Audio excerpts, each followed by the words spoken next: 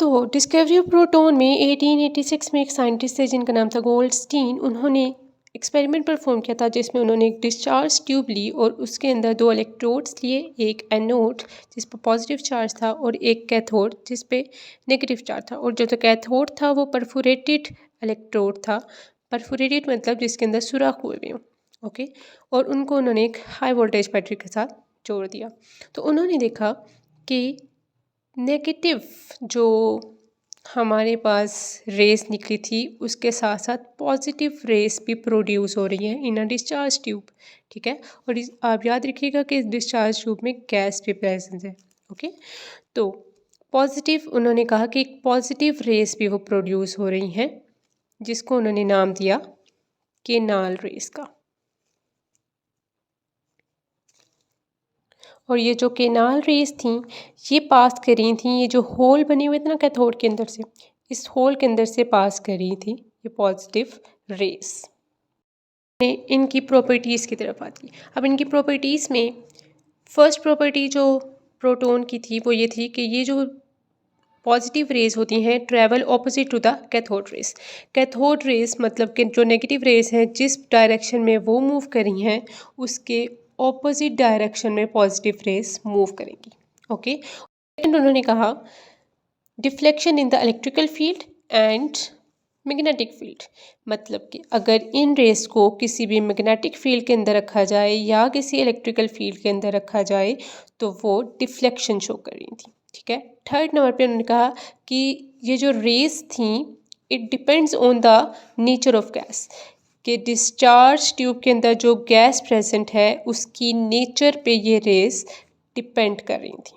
Okay. जबकि हम लोगों ने पिछली प्रीवियस वीडियो में देखा जिसमें हम लोगों ने डिस्कवरी ऑफ इलेक्ट्रॉन की बात की, उसमें जो नेगेटिव हमारे पास कैथोड रेस बनी थी वो थी independent of nature of gas and also the discharge tube. जबकि प्रोटॉन जो है, जो पॉजिटिव रेज हैं वो क्या है, डिपेंड कर रही हैं on the nature of the gas.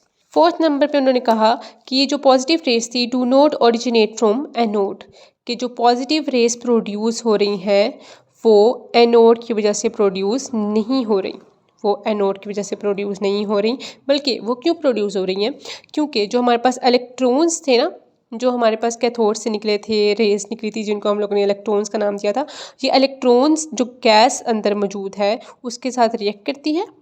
जो इलेक्ट्रॉन्स हैं जाके गैस के मॉलिक्यूल के साथ कोलिजन करते हैं, कोलाइड करते हैं और हमारे पास आयोनाइजेशन होती है जिसके नतीजे में क्या होता है, हमारे पास एक आयन बन जाता है जिसका पॉजिटिव चार्ज है।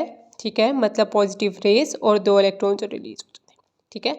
इस तरह ये जो है पॉजिटिव रेस प्रोड्यूस हो रही थी due to the collision of electrons with the residual gas present in the discharge tube. Got it.